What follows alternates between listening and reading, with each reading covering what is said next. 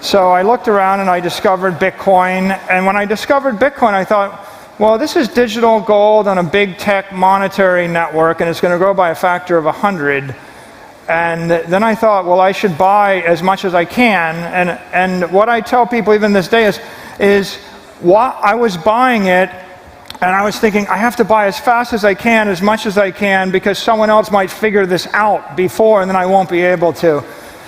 And okay, that's really interesting for the shareholders. But I mean, my understanding is that you were visited by the ghost of Satoshi at night and came to you in a dream and converted you. That's not the story. Yeah, Satoshi speaking through all of her or his disciples on YouTube. Your laser eyes are pointed right at my brain right now. Are you stealing my private keys? No, you should keep your private keys. This should save me. I don't want your private keys. Really? Okay, well, we just met, so I guess that would be a bit forward.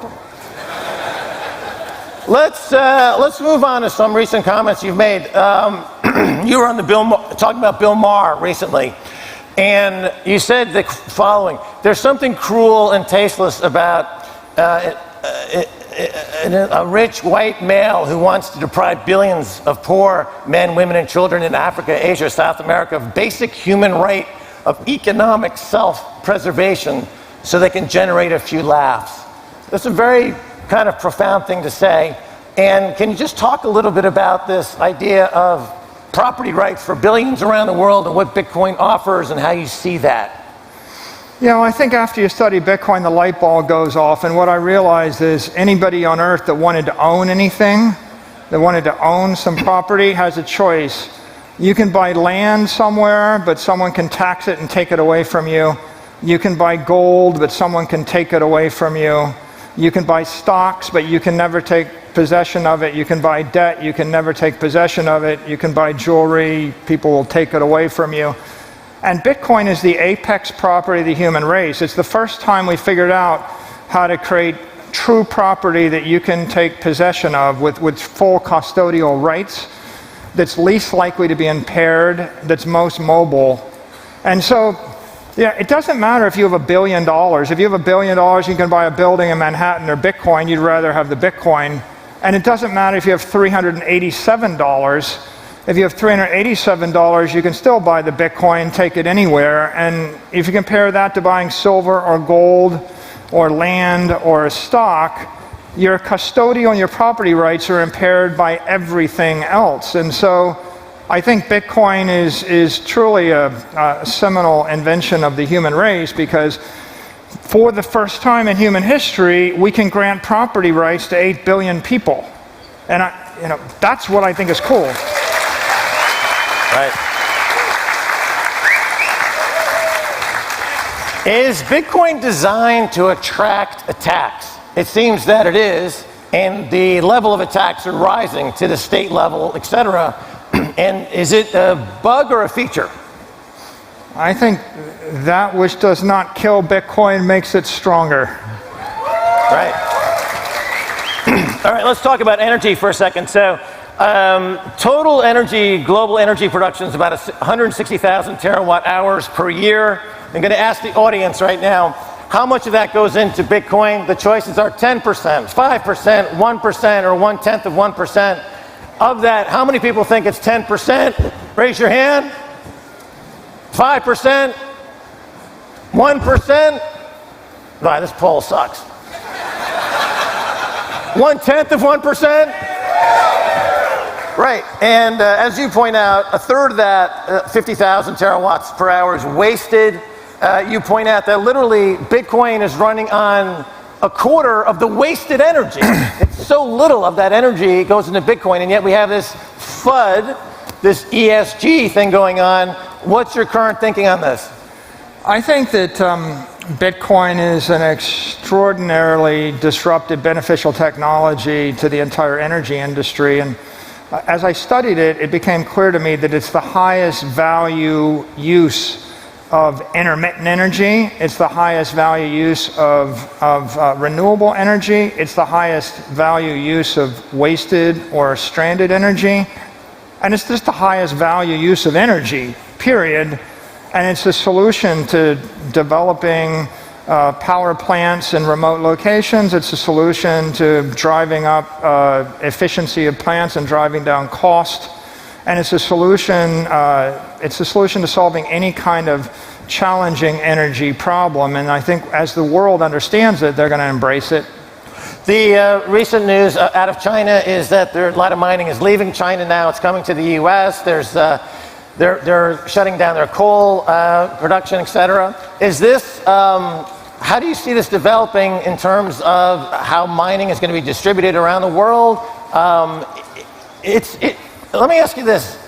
It seems that if we went on the global Bitcoin standard, total global energy use would be cut by an enormous amount because you're defunding central banks, you're defunding fiat money, you're potentially defunding huge military operations just by going on a Bitcoin standard. Isn't that the greenest thing anyone could possibly do?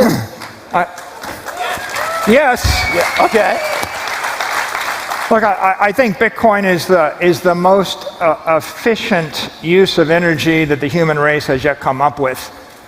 I looked at the annual report of Google, and Google puts about 170 or 180 billion dollars of energy into their business to create 1.8 trillion dollars of an asset. Bitcoin puts $4 billion of energy and capital investment to create an $800 billion asset. So Bitcoin, you put in $1, you get out $200. Google, you put in $1, you get out $10. I studied the entire S&P index and all the annual reports. You put in $1, you get out $4.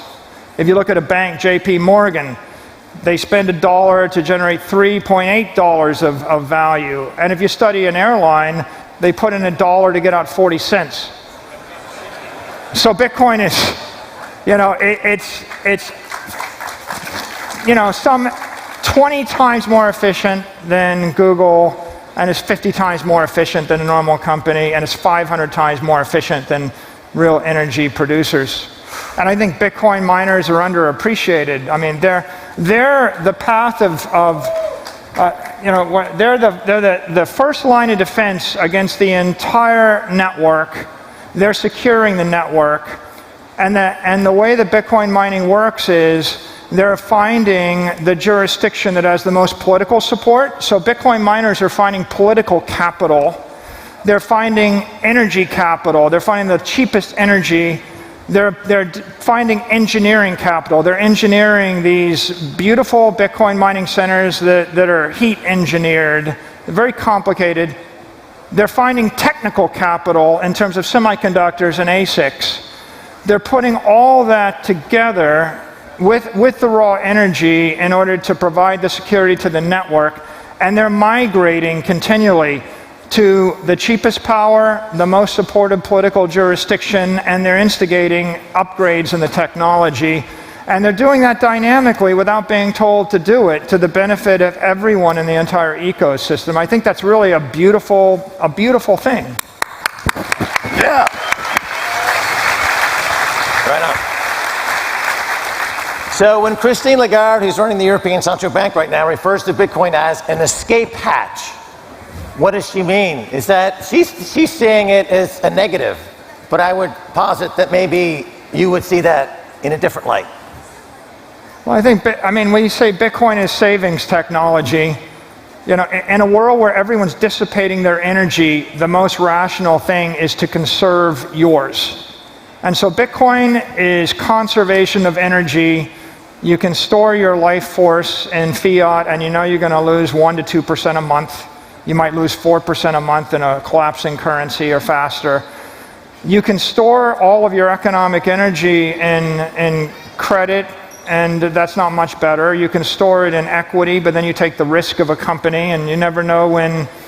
Like, look what just happened to AMC yesterday, right? Right. If you're going to store your money in AMC or Viacom or Bitcoin, at least Bitcoin has no CEO to print 10 million more Bitcoin overnight, whereas that might happen with an equity. So when we talk about an escape hatch, if you're looking for a safe haven, I see Bitcoin as it's the most secure, most reliable, most certain thing in the entire economic universe. And if you're looking for some place where you can store your life force or your economic energy, you know, there's no real question. Right? Bitcoin, you can store it and take it with you wherever you want, or you can put it in land in a state subject to a governor, a mayor, a country, or you can put it on the stock exchange and you can worry about what the CEO or the board of directors will do the next day.